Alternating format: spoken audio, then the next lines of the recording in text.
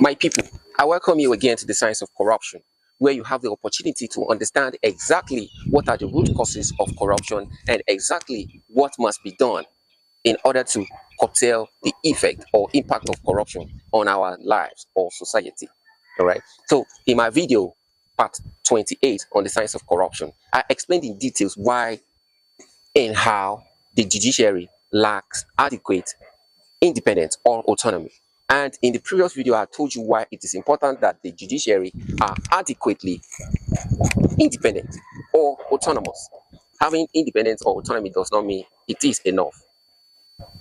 It's just like having a car. If it is not in a good condition, it will not help you. So we must ensure that they are adequately independent.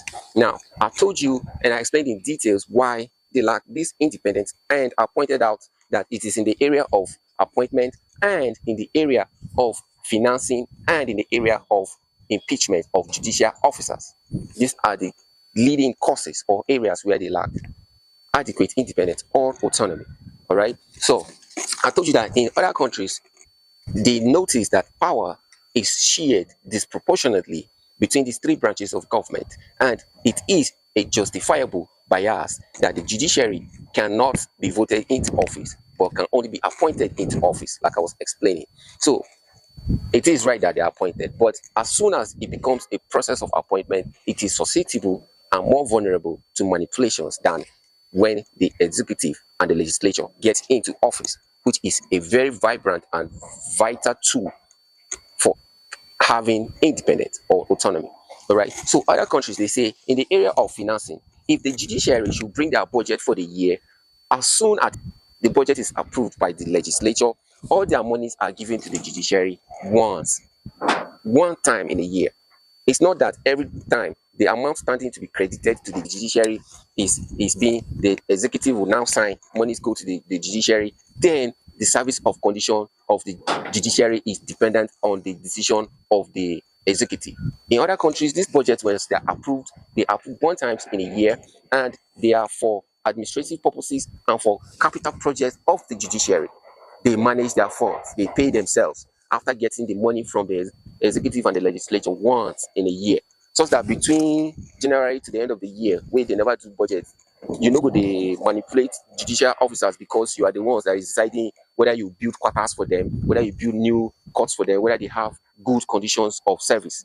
Those decisions are not in the hands of the executive or the legislature to make.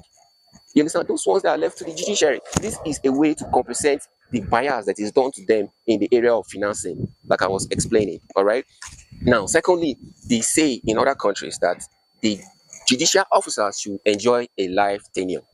You will notice that this life tenure is not given to the executive, neither is it given to the legislature. This is another means to compensate the bias that was done to them, so that they too, their independence will grow. Like in the other video, we did the maths. The executive had 22 kilos of independence or autonomy. The legislature had 20 kilos of independence or autonomy, and the judiciary, they had only 8 kilos.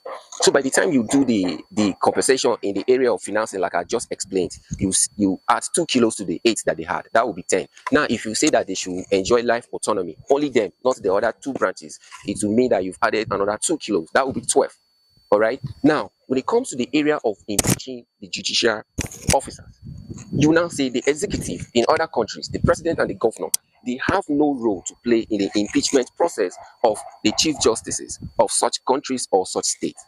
You understand? This is another form to ensure that the executive has little or limited influence on the judiciary or the judicial officers, such that the judge or the chief justice is not being afraid of the executive or the governor or the president. Let me do what they want before they'll begin to look for ways to impeach me from office. Do you understand? So this, if you say the executive should have no role to play in the impeachment process of the judicial officers, it will be very important. It will be another addition of independence or of protection to the judiciary, like I've been explaining. The thing is, these details I am giving and I'm highlighting, most of you think that they are not very significant. They are things that you can ignore. But you see that these are the peculiar and fundamental differences between our democracy and the democracy in other countries. You understand? And other countries are doing better than the democracies in Africa. So you now say, what is the difference? These people are doing good. Why are we not doing good?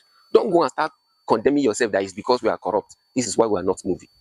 We are corrupt, yes. They are also corrupt. But what is the other basics for comparison? What is the difference? These are the things that this is how their system is built, and these are the loopholes in our own systems. So you begin to see these things and you begin to understand. It is unfortunate and funny that even the judiciary do not understand exactly why they are underperforming. All right. This is why you see, I've seen their speeches, I've seen their articles, I've seen books that scholars have written about the lack of independence of the judiciary, but they've not spoken in details or touched on these points that I am making. Maybe say I sabi pass, but I just took time to give every aspect its relevance or every clause its meaning and its importance. And if you understand other things like the workings of natural systems and the working of our own made socio-political systems, you will understand what needs to be done.